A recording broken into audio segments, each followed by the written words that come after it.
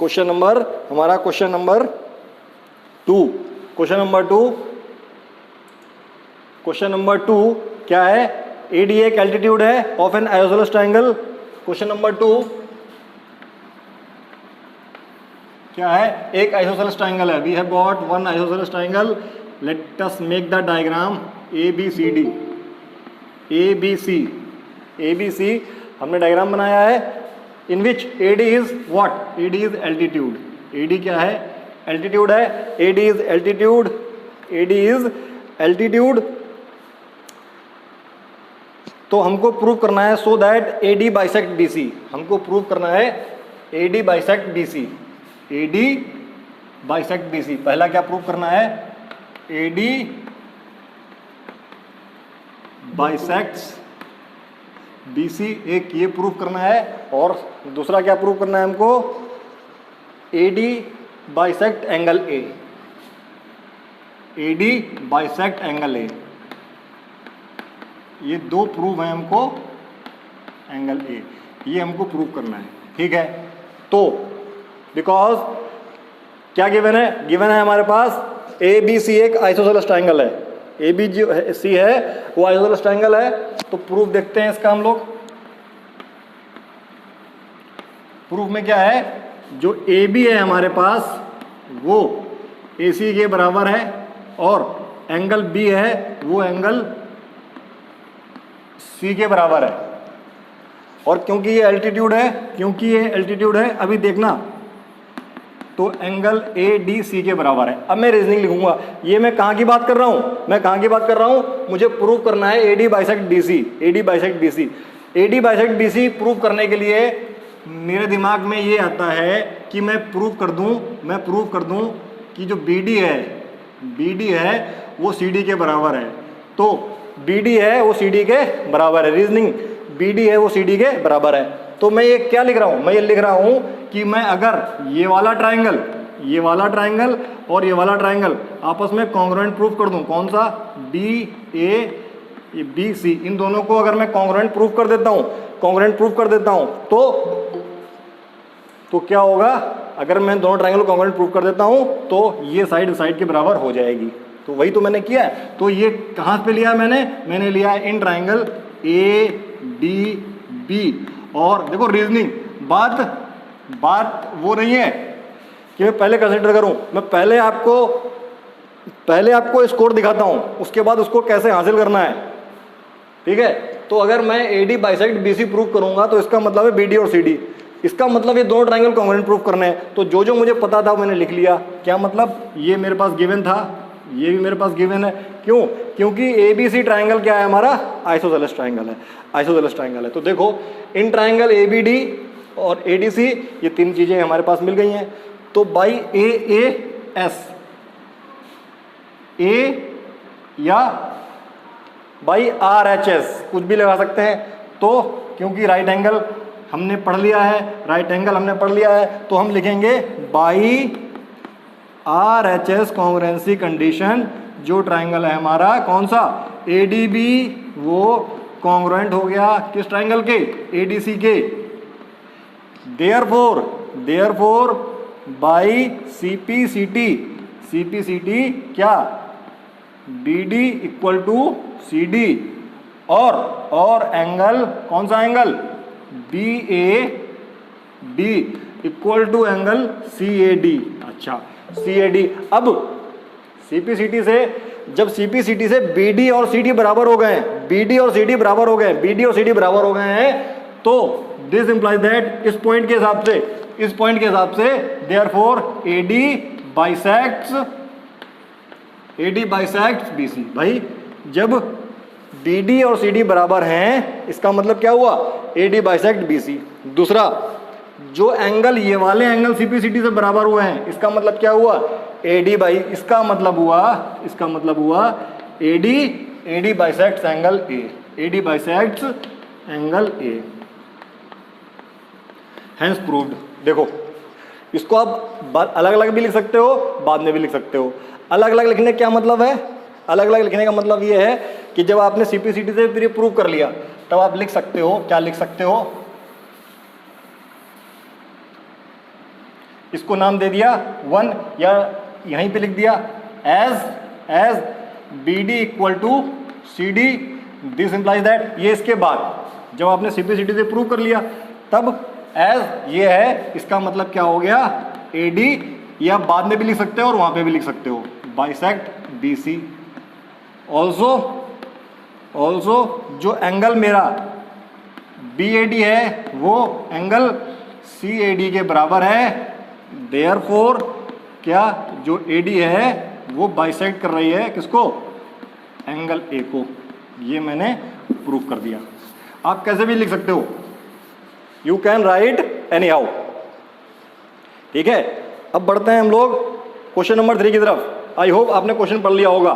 Question number 3 of exercise 7.3 क्या है, कुछ ट्राइंगल दे रखे हैं, ट्राइंगल में क्या दे रखा है, AB और BC मतलब क्या दे रखा है, देखो क्या दो ट्राइंगल दे रखे हैं AB BC और median AM।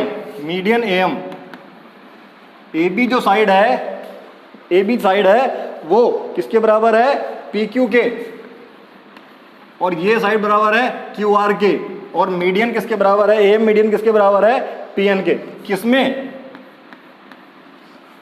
Triangle ABC in triangle ABC, किसमें, इन ट्राइंगल ABC और ट्राइंगल PQR। ट्राइंगल PQR में ये गिवन है, PQR में you can C diagram in the book. Triangle ABC और ट्राइंगल PQR में आपको ये चीज़ें गिवन है, अच्छा गिवन है। तो हम देखते हैं हमारे पास, अब फिगर बनाते हैं। ये ट्राइंगल हो गया मेरे पास ABC, ये कौन सा ट्राइंगल हो गया, ABC और मीडियन AM, ठीक है। दूसरा ट्राइंगल PQR, देखो PQR और मीडियन PN। अच्छा, अब हम लगाएंगे जो चीज़ें बराबर हैं, तो क्या है, AB जो AB है वो PQ के बराबर है, हमने लिखा हुआ है। अच्छा, जो BC है, ये BC पूरी, ये BC QR के बराबर है, ठीक है। अच्छा, तो ये साइड पूरी साइड इस साइड के बराबर हो गई, ठीक है। मैं क्यों नहीं लगा रहा हूँ, क्योंकि कंफ्यूजन क्रिएट हो जाएगी, इसलिए मैं इस पे लगा देता हूँ जो मैंने लाइन नीचे खींची है, ये साइड इसके बराबर है। अच्छा, और मीडियन जो AM है वो PN के बराबर है, ये लिखा हुआ है। अच्छा, अब देखो मुझे प्रूव करना है ABM,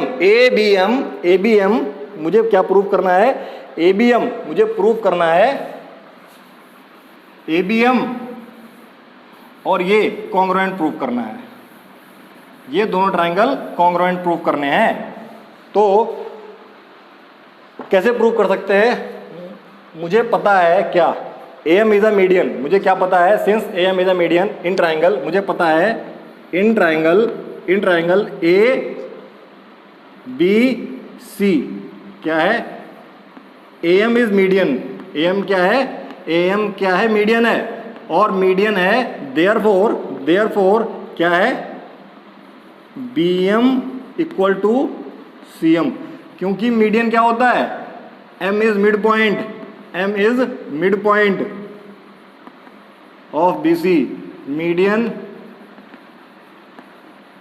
क्या होता है, जिस वर्टेक्स से अपोजिट एंगल से जो अपोजिट साइड पे पड़ती है, किसी वर्टेक्स से अपोजिट साइड पे पड़ती है, उसको इक्वल पार्ट में डिवाइड करती है। तो मतलब अगर मैं इसको एंगल को दोबारा ट्राइंगल में, इस ट्राइंगल को इस तरीके से बनाऊं तो ये BC इतनी थी, लेकिन क्योंकि AM मीडियन है, इसीलिए जो ये साइड है और ये साइड है, ये दोनों बराबर हो जाएंगी। तो कहने का क्या मतलब है, यहां से मैं लिख सकता हूं, मैं लिख सकता हूं BM is half of BC, क्योंकि मिड पॉइंट है। सिमिलरली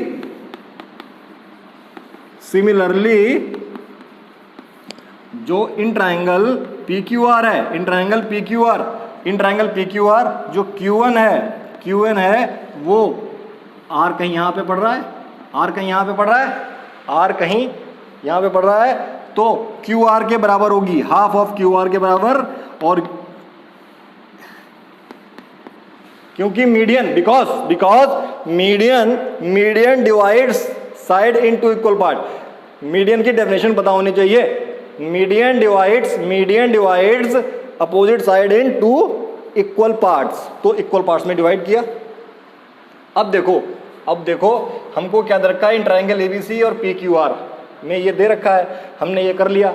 अब क्या मुझे जो ट्राइंगल प्रूव करने हैं कॉन्ग्रुएंट, मैं उनके ऊपर चलता हूं। तो मुझे किन ट्राइंगल को कॉन्ग्रुएंट प्रूव करना है, मुझे इन दो ट्राइंगल को कॉन्ग्रुएंट प्रूव करना है। तो मैं देखो मैं क्या करता हूं, in triangle A B M, in triangle A B M and triangle A C P Q N,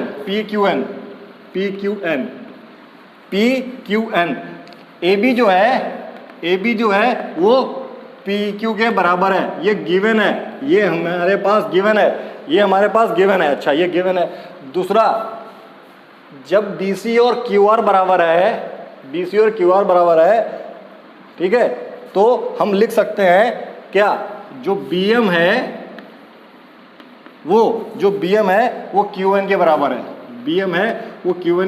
है, और जो ए एम है वो पी एन के बराबर है, ये भी गिवन है। अच्छा, ये बी एम और क्यू एन बराबर कैसे हो गए, बी एम और क्यू एन ऐसे बराबर हो गए क्योंकि मैं यहाँ पे रीजनिंग दे रहा हूँ, हाफ ऑफ बी सी बराबर हाफ ऑफ क्यू आर।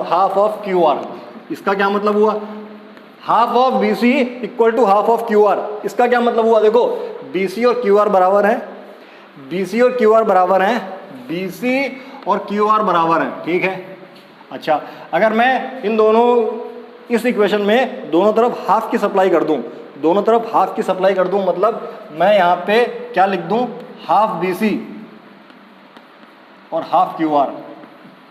तो और मैं हाफ बी सी की जगह क्या लिख सकता हूँ, लिख सकता हूँ बी एम, और हाफ क्यू आर की जगह क्या लिख सकता हूँ,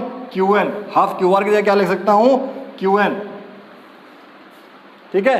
तो मुझे इन दोनों ट्राइंगल में तीनों साइड कॉरस्पॉन्डिंग साइड के बराबर मिल गई हैं, तो मैं लिख सकता हूँ बाई एस, भाई तीनों साइड बराबर है किसी ना किसी साइड के, तो मैं लिख सकता हूँ ट्राइंगल ए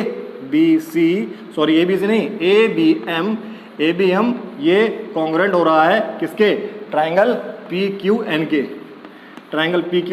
कॉन्ग्रुएंट हो रहा है, ठीक है। ये मैंने पहला प्रूफ कर दिया, अच्छा, जब ट्राइंगल कॉन्ग्रुएंट हो गए तो सारे एंगल भी बराबर होंगे, लिखना चाहो तो आप लिख सकते हो। लेकिन जो सेकंड प्रूफ में पूछा गया है ट्राइंगल एबीसी, मतलब ट्राइंगल एबीसी मेरा ये बन रहा है और ट्राइंगल ये बन रहा है।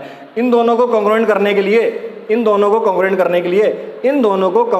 के लिए जो ये साइड है वो इस साइड के बराबर है, अच्छा, जो ये वाली साइड है वो इस साइड के बराबर है। अगर ये वाला एंगल इस एंगल के बराबर हो जाए तो दोनों ट्राइंगल कॉन्ग्रुएंट हो जाएंगे। तो मैं क्या करूँगा, इन ट्राइंगल एबीसी और पीक्यूआर में, मैं यहाँ पे इनको कॉन्ग्रुएंट प्रूव करने के लिए मैं क्या करूँगा,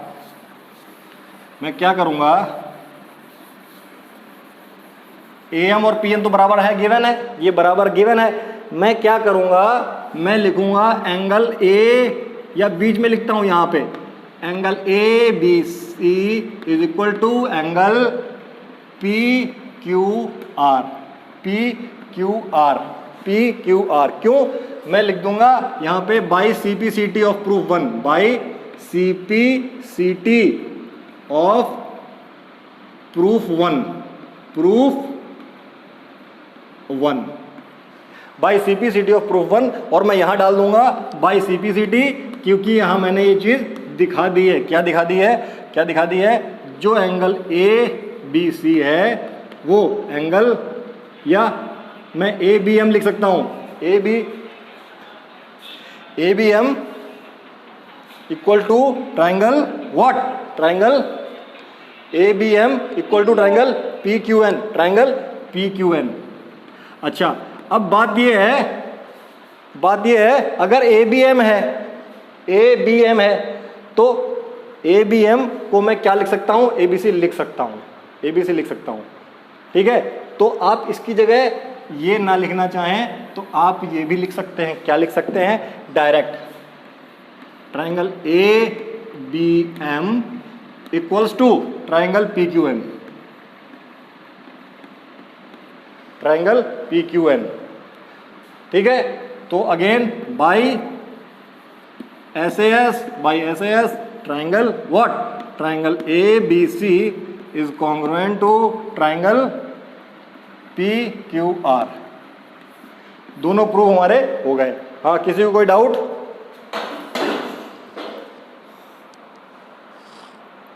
नो सर। ठीक है, तो देखो बेटा, रिक्वायरमेंट के हिसाब से हमें क्या चीज़ें चाहिए। अगर ये ट्राइंगल कॉन्ग्रुएंट होते ही, ये दोनों ट्राइंगल कॉन्ग्रुएंट होते ही तीनों एंगल बराबर हो गए थे, लेकिन हमें कौन सा एंगल चाहिए? हमने वो एंगल लिखा। इसलिए मैं बोलता हूँ जब ट्राइंगल कॉन्ग्रुएंट हो जाए तो आप तीनों चीज़ें लिख सकते हो। ठीक है, या आप जगह छोड़ दो, जो सेकेंड पार्ट में, थर्ड पार्ट में, फोर्थ पार्ट में जरूरी हो वो बाद में यहाँ लिख के आ जाओ। ठीक है, अगर आपको याद नहीं है तब अप्रोच है, याद है तो आपको पता ही होगा मुझे कितना लिखना है, कितना कैलकुलेट लिखना है। याद करने वाले के लिए तो भाई उसके पास तो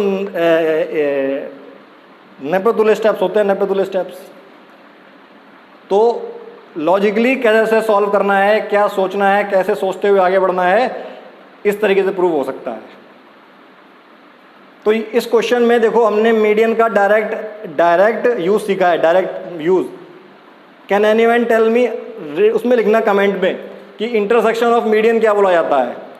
इंटरसेक्शन ऑफ मीडियन को क्या बोलते हैं? इंटरसेक्शन ऑफ मीडियन को क्या बोलते हैं? एनीवन? ओलंपियाड अगर दोगे तो डायरेक्ट क्वेश्चन नहीं आएगा।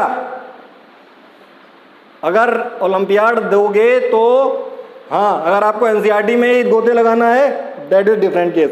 अगर ओलंपियाड दोगे तो आपको इन सेंटर लिखा हुआ मिलेगा, एक्स सेंटर लिखा हुआ मिलेगा, सेंट्रोइड लिखी हुई मिलेगी। ठीक है, अगर आप अपने आप को समझते हो कि हाँ I am good at mathematics, तो आपको बताना पड़ेगा कि इंटरसेक्शन ऑफ मीडियन क्या होता है।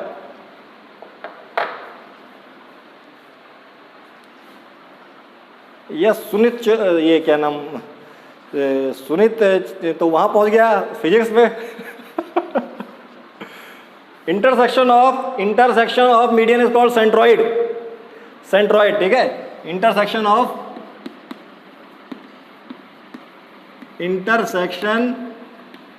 ऑफ मीडियन क्या होता है? सेंट्रोइड। एक चीज और जान लो, सेंट्रोइड। एक चीज और जान लो, डायरेक्ट यूज होती है। अगर ये ट्राइंगल है, ये मेरा ट्राइंगल है, ये मेरा ट्राइंगल है, ये मेरा मीडियन है, ये मेरा मीडियन है, ये मेरा मीडियन है, तो मीडियन है तो ये पॉइंट जर्नली सेंट्रोइड को जी से दिखाया जाता है। ऐसा नहीं हमेशा जी से ही दिखाओ, जर्नली सेंट्रोइड को जी से दिखाया जाता है। और अगर ये लाइन ABC और मैं इसको ले लूं PQR, अगर मैं इसको ले लूं तो एक बहुत ही अच्छा रेशियो निकल के आता है, डायरेक्टली यूज होता है। जो बता रहा हूं ये देखने को नहीं मिलेगा, और मिलेगा तो बहुत, मतलब मिलेगा तो ही, इसीलिए अभी से ही इसको समझते रहो। ठीक है, अच्छा ये चीज क्या, जब इंटरसेक्शन, ये सारी मीडियन है, AQ मीडियन है, BR मीडियन है, CP मीडियन है, ये मीडियन है। मैं क्या बताने जा रहा हूं, सुनो अगला स्टेप। AG का रेशियो किससे? GQ से कितना होगा, कोई बता सकता है? या BQ बीजी का रेशियो GR से कितना होगा, या CG का रेशियो GP से कितना होगा। कोई बुद्धिमान बच्चा बैठा है हमारी क्लास में, बता सकता है? नहीं तो याद कर लो, ठीक है। मैं इसका बाद में प्रूफ भी बताऊंगा। आपके इंटरेस्ट पे डेवलप करता है कि मैं आपको क्या बताऊं, ये आपके इंटरेस्ट पे डेवलप करता है, ठीक है। आप जितना इंटरेस्ट लोगे। तो ये सेंट्रॉइड है, ये रेशियो हमेशा 2:1 ही रहेगा। ये रेशियो हमेशा 2:1 रहेगा। ये रेशियो हमेशा 2:1 रहेगा। ये रेशियो हमेशा 2:1 रहेगा। हमेशा ये रेशियो 2:1 रहने वाला है, ठीक है। अदर देन दिस यहाँ पे 6 ट्राइंगल बन रहे हैं। 1 2 3 4 5 6, यहाँ पे 6 ट्राइंगल बन रहे हैं, ठीक है। All 6 triangles have equal area. All 6 triangles have equal area, ठीक है। क्यूरियोसिटी जब तक नहीं जगाओगे तब तक चीजें नहीं क्लियर होंगी। ये कैसे हो गया भाई, ये कैसे हो गया, इसको सोचो। 6 ट्राइंगल बन रहे हैं, 6 ट्राइंगल का एरिया इक्वल है। There are 6 triangles and all triangle have got equal area, ठीक है। ये एडिशनल नॉलेज हो गई जो डायरेक्टली आपको ओलंपियाड में काम आएगी। ओलंपियाड में, कंपटीशन में, या पेपर हमारा जब एवरेज जाता है वो जाएगा नहीं, क्योंकि तुम क्या है स्कूल पे चढ़ाई कर दोगे, अरे अत्याचार हो गया हमारे ऊपर, पेपर सरल होना चाहिए, हैं, ऐसा भी पेपर कोई बनाता है।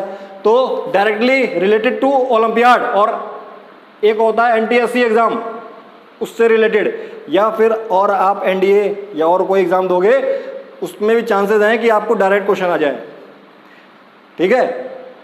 ओके, आगे बढ़ते हैं। Question number 4 yes, question number 4 of your exercise 7.3। कुछ पूछना है तो पूछ सकते हो।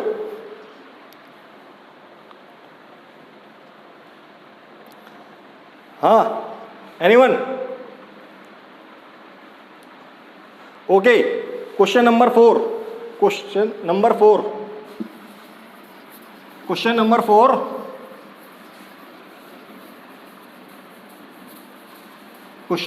पे बात करते हैं। अगर क्वेश्चन नंबर 4 पे बात करते हैं तो क्या है, BE and CF are 2 equal altitude of triangle ABC। ABC में ABC है कोई ट्राइंगल ABC, चलो ABC बनाते हैं। ट्राइंगल बना लिया ABC, ट्राइंगल ABC। क्या बोला जा रहा है, BE जो है, BE क्या है, वो एल्टीट्यूड है और ये भी एल्टीट्यूड है। तो ये BE हो गया, ये CF हो गया, ये क्या है, एल्टीट्यूड है। और बताया जा रहा है जो BE है वो CF के इक्वल है, ठीक है। ये गिवन है। इन ट्राइंगल ABC ये दोनों इक्वल एल्टीट्यूड हैं। तो हमें प्रूव करना है क्या, जो ABC है, ABC इज आइसोसेलेस। ये हमें प्रूव करना है। टू प्रूव में आप ये लिख लोगे, ये टू प्रूव में क्या प्रूव करना है, ट्राइंगल ABC आइसोसेलेस, जब ये एल्टीट्यूड हमको दे रखे हैं बराबर, ठीक है। आई होप एल्टीट्यूड आपको पता होगा। और जो आप लोगों ने लिखा हुआ है ortho centre, intersection of altitude is called ortho centre, okay. तो मैं क्या करूं, अगर मुझे ये इसमें क्या लगाना है, RHS, ये कंपल्शन दे रखा है।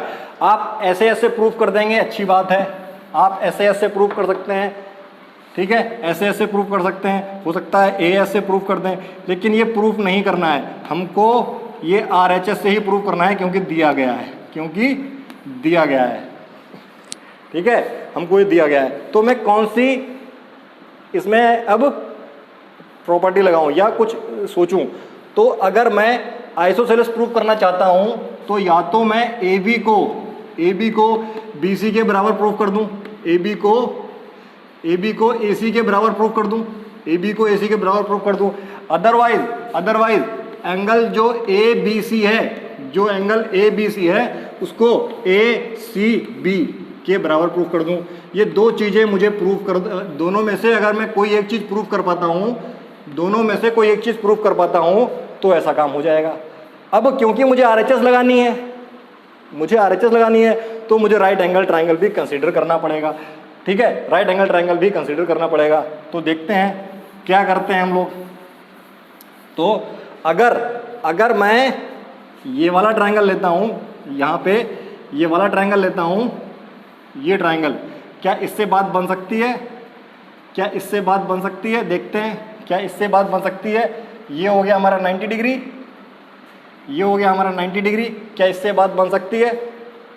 क्या इससे हमारी बात बन सकती है? या दूसरा सेट ऑफ ट्राइंगल क्या बन रहा है? दूसरा सेट ऑफ ट्राइंगल बन रहा है हमारा, ये मैं नाम डाल देता हूँ, ये हमारा है एफ बी और सी। अगर दूसरा ट्राइंगल बना रहे हैं यहाँ पे बी सी और ये है ई। एक तो सेट ऑफ ट्राइंगल ये बना, सेट ऑफ ट्राइंगल ये बना। एक और सेट ऑफ ट्राइंगल बन सकता है। कौन सा ट्राइंगल है वो सेट बन सकता है? अगर मैं इस तरीके से लेता हूँ, ये ए, ये राइट एंगल और ये एफ, ये सी और दूसरा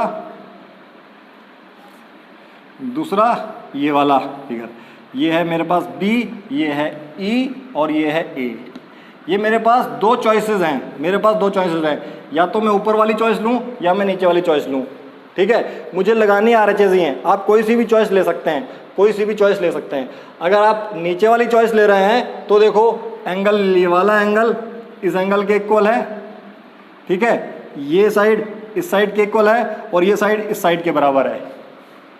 लेकिन हमने RHS में क्या पढ़ा है? एंगल नहीं साइड बराबर होनी चाहिए, एंगल नहीं साइड बराबर होनी चाहिए, हैं?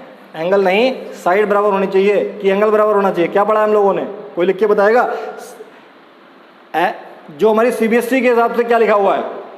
एक एंगल, एक साइड, हाइपोटेन्यूज तो होगा ही होगा, हाइपोटेन्यूज होगा, 90 डिग्री के साइड 90 डिग्री एंगल भी होगा। जो तीसरी चीज कंसीडर करेंगे वो एंगल कंसीडर करेंगे कि साइड कंसीडर करेंगे?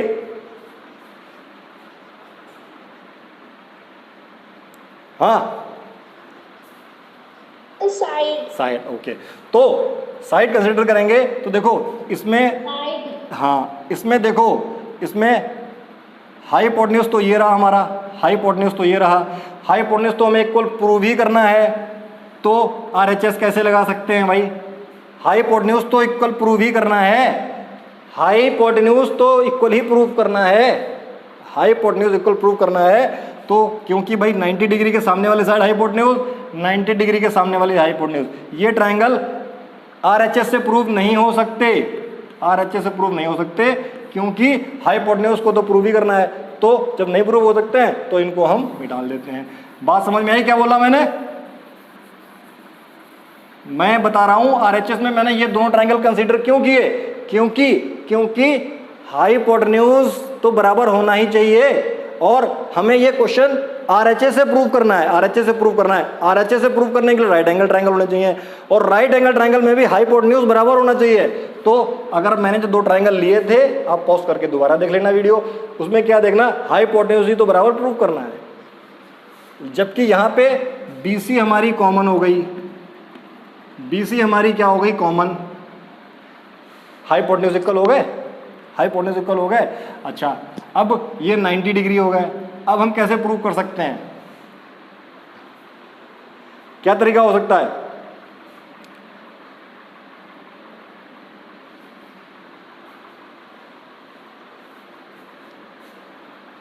हाँ,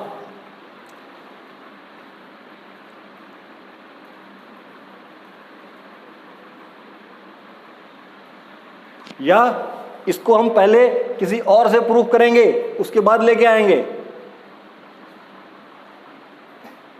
बोलो।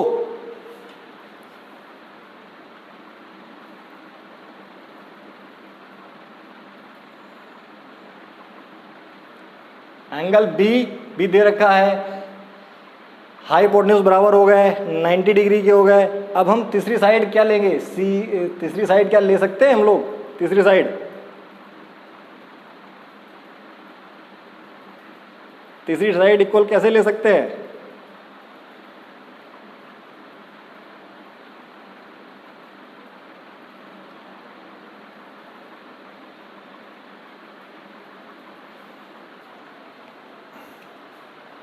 बताओ।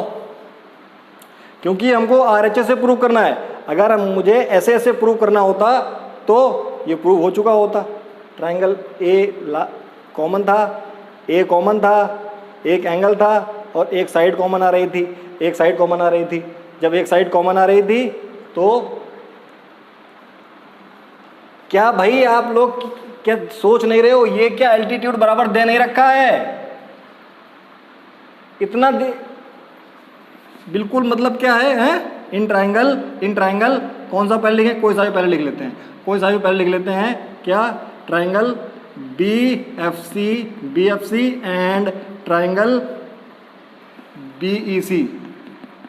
भाई जो BC है वो तो बराबर है ही, BC बराबर है ही, कॉमन है, हाइपोटेन्यूज, BC इज हाइपोटेन्यूज। क्योंकि RHS प्रूव कर रहे हैं, RHS प्रूव कर रहे हैं तो हम क्या लिखेंगे? BC इक्वल टू BC लिख सकते हैं और यहाँ डाल देंगे हाइपोटेन्यूज, क्योंकि RHS से प्रूव कर रहे हैं, क्योंकि RHS से प्रूव कर रहे हैं, ये हाइपोटेन्यूज हो गई। क्या भाई यहाँ पे अगर मैं ये नहीं लिख सकता हूँ इन राइट एंगल ट्राइंगल? ये भी तो दे रखा है, in right angled triangle, in right angled triangle, ठीक है। BC कॉमन हो गई। अच्छा, क्या जो CF है वो BE के बराबर नहीं है? ये तो गिवन है। तो बस देखो, राइट एंगल ट्राइंगल है, राइट एंगल ट्राइंगल है, हाइपोटेन्यूज बराबर है, एक साइड बराबर है, तो इसका मतलब मैं लिख सकता हूँ क्या? बाई RHS ट्राइंगल, ट्राइंगल कौन सा triangle? Triangle BFC, triangle BFC is congruent to triangle BEC, ठीक है। जब ये कॉन्ग्रुएंट हो गए तो बाई CPCT जो एंगल हमारा कौन सा एंगल? ट्राइंगल में जो एंगल कौन सा है? Angle EBC equal to angle angle ECB। Hence triangle is isosceles, ठीक है। Therefore angle B is equal to angle C, therefore triangle ABC is isosceles. बिल्कुल रीजनिंग नहीं देखते हो हैं भाई। ये बराबर दे रखा है, ये बराबर दे रखा है, एल्टीट्यूड बराबर दे रखे कि नहीं दे रखे हैं? क्वेश्चन याद नहीं रखोगे तो कैसे कर पाओगे? क्या याद करने पे ही बैठे हो? अगर क्वेश्चन याद, भाई ये एल्टीट्यूड इसके बराबर है, अब ये तो याद रखना पड़ेगा ना कि बार बार याद ही करके चले जाओगे। ये तो याद रखना पड़ेगा, याद करके नहीं, याद रखना पड़ेगा क्वेश्चन पढ़ने के बाद क्या दे रखा है, हैं? Okay, now last question ABC is isosceles triangle. Question number 5. You can see question number 5.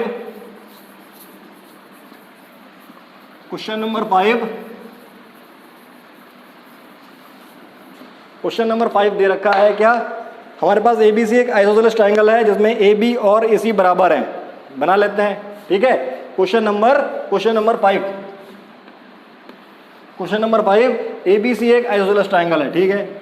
ABC एक आइसोसेलेस ट्राइंगल है, बना लिया हम लोगों ने, ABC, ओके। क्या है? AP इज परपेंडिकुलर BC, जो AP है वो BC पे परपेंडिकुलर है, ठीक है। Very good. So that angle B equal to angle C, ये भी कोई क्वेश्चन है। अब ये भी कोई क्वेश्चन है, draw AP perpendicular BC so that angle B equal to angle C to prove. ये अब कोई क्वेश्चन बच रहा है हमारे पास है? सो इन ट्राइंगल B, या तरीके से लिखते हैं APB एंड ट्राइंगल APC। दो ट्राइंगल कंसीडर किए क्योंकि ये आइसोसेलेस ट्राइंगल है, पहले दे रखा है। Triangle ABC is isosceles triangle, AB और AC बराबर है। AB ए बी और ए सी बराबर है in triangle A P B. Given है क्या, जो ए बी है वो किसके बराबर है, ए सी के। देखो गिवन, गिवन यहां डाल दो गिवन। अच्छा ये गिवन हो गया। A P is common, A P is common, A P is common. अच्छा ये क्या है, ए पी कॉमन हो गई, A P common. A P perpendicular B C, A P perpendicular B C. अच्छा और ये पहले देखो, ये क्वेश्चन थोड़ा समझने की कोशिश करो। ये क्वेश्चन ने पहले ही बोल दिया ये आइसोसेलेस है, ये क्वेश्चन ने पहले ही बोल दिया ये क्वेश्चन क्या है, आइसोसेलेस है। तो हमको तो पता है आइसोसेलेस ट्राइंगल में बी और सी तो बराबर होते हैं, तो पूछ क्या रहे हैं भाई, 9th क्लास के बच्चों को ये पूछेंगे, 9th क्लास के बच्चों से ये पूछेंगे आइसोसेलेस ट्राइंगल में दो एंगल बराबर हैं। तो ये क्वेश्चन एक प्रकार का क्या है, कॉन्ट्राडिक्टरी क्वेश्चन है, क्योंकि इसमें हमें हर चीज़ तो पता, क्या चीज़ लगाएंगे हम लोग, जो चीज़ समझ में आए, जिसको हम एक्सप्लेन कर पाएँ, जिस चीज़ को हम एक्सप्लेन कर पाएँ। आइसोसेलेस ट्राइंगल है तो हम तो अब तक ऐसे ही यूज़ करते आए हैं, since triangle is isosceles therefore these, दो साइड बराबर होंगी, दो एंगल बराबर होंगे, यही तो प्रूव करते आए हैं। लेकिन यहाँ पे हमको प्रूव करने के लिए दे दिया है ये एंगल इस एंगल के बराबर है, कब, जब ये परपेंडिकुलर है, जब ये परपेंडिकुलर है, ये जब परपेंडिकुलर है। तो हम इन दोनों को कॉन्ग्रुएंट कैसे प्रूव कर सकते हैं, कैसे कॉन्ग्रुएंट मतलब इन दोनों को परपेंडिकुलर कैसे प्रूव कर सकते हैं। तो देखो हाइपोटेन्यूज बराबर हो गई, हाइपोटेन्यूज बराबर हो गई, गिवन ए बी और ए सी बराबर, हाइपोटेन्यूज बराबर हो गई, ए पी क्या हो गई कॉमन, और एक एंगल हो गया 90 डिग्री। ये राइट एंगल ट्राइंगल है, तो या तो मैं यहाँ लिख दूँ इन राइट एंगल ट्राइंगल, या मैं यहाँ पे एंगल दिखा दूँ, यहाँ पे मैं एंगल दिखा दूँ, क्या दिखा दूँ, यहाँ पे मैं एंगल दिखा दूँ, एक मिनट, यहाँ पे एंगल दिखा दूँ। तो बाई आर एच एस, एक मिनट बेटा, एक minute, by R H S, by R H S, by R H S, जो ट्राइंगल ए पी बी है वो कॉन्ग्रुएंट हो गया ट्राइंगल ए पी सी के, by C P C T, by C P C T, क्या जो B है वो सी के बराबर प्रूव हो गया, हैंस प्रूव। मतलब देखो अब आप इस क्वेश्चन को, जब ये क्वेश्चन आता है तो बच्चे क्या लिख देते हैं answer, since given triangle is isosceles, since given triangle is isosceles and side A B equal to B C, therefore angle B equal to angle C. बेटा सोल्यूशन गलत है, आप नंबर भले ही लड़के पा जाओ टीचर से, लेकिन सोल्यूशन गलत है। एग्जामिनर चाह रहा है आप उसको प्रेजेंट करो। भाई आपसे पूछा जाता है, इंटरव्यू में जाओगे आपसे पूछा जाता है what is your name, name तो आपने पहले भर के दे दिया है, वो आपके मुंह से क्यों सुनना चाहता है, वो आपके मुंह से क्यों सुनना चाहता है। सेल्फ इंट्रोडक्शन का क्या मतलब हुआ भाई, सेल्फ इंट्रोडक्शन का मतलब सब कुछ तो आपने भरा हुआ पहले, तो इंट्रोडक्शन क्यों दिलवा रहा है, क्यों टाइम वेस्ट किया जा रहा है। तो ये क्वेश्चन उसी लेवल का है कि आपको पता है आइसोसेलेस ट्रायंगल है, आप क्लास 6 से पढ़ते आ रहे हो, दो साइड बराबर होंगी, दो एंगल बराबर होंगे, लेकिन आप प्रूफ कैसे करेंगे, हाउ कैन यू प्रूफ। तो आपको अगर वो क्वेश्चन आंसर लिखते हो तो बेटा उसमें आपको 0 मार्क्स मिलने चाहिए, 0 मार्क्स मिलने चाहिए। सोल्यूशन इसका कुछ भी प्रेजेंट करो। हाँ बेटा आप बताओ क्या पूछ रहे थे। आपने यहाँ पे एपी लिया है तो फिर हम साइड में बीपी और सीपी ले सकते हैं ना। बेटा ऐसा है, हमको गिवन क्या है, हमको एपी और सीपी देखो ये बराबर होंगे, एपी और सीपी बराबर होंगे, लेकिन रीजनिंग क्या देंगे हम, रीजनिंग क्या देंगे, what reasoning we will give.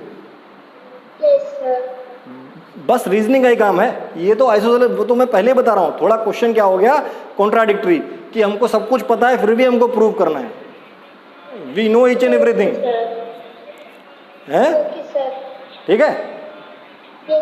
तो बेटा ये हमारी एक्सरसाइज आज खत्म होती है, देख लेना। अच्छा बेटा किसी के पास 8th की ओलंपियाड की बुक है, any one of you 8th olympiad. अच्छा एक क्वेश्चन दे रहा हूं मैं ओलंपियाड का, इसको कल सॉल्व करना, कल बताना मुझे। किसी के पास बेटा 8th ओलंपियाड की बुक हो तो बताना, ठीक है। अच्छा मैं एक क्वेश्चन दे रहा हूं, एक दे रहा हूं क्वेश्चन ओलंपियाड का, ट्राई टू सॉल्व, ठीक है। Okay okay sir.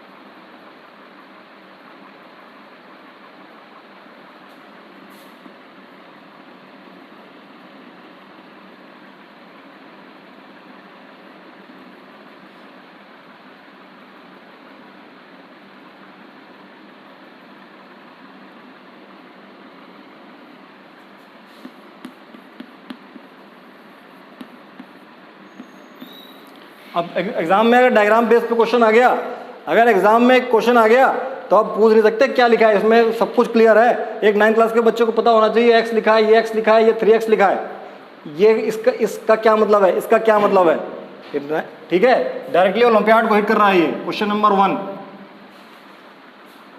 So I want to know what is the value of X, I want to know what is the value of X, ठीक है। इस पे थोड़ा दिमाग लगाना, ओके। Okay sir. हाँ okay, bye bye, have a good day. Thank you sir. हाँ sir.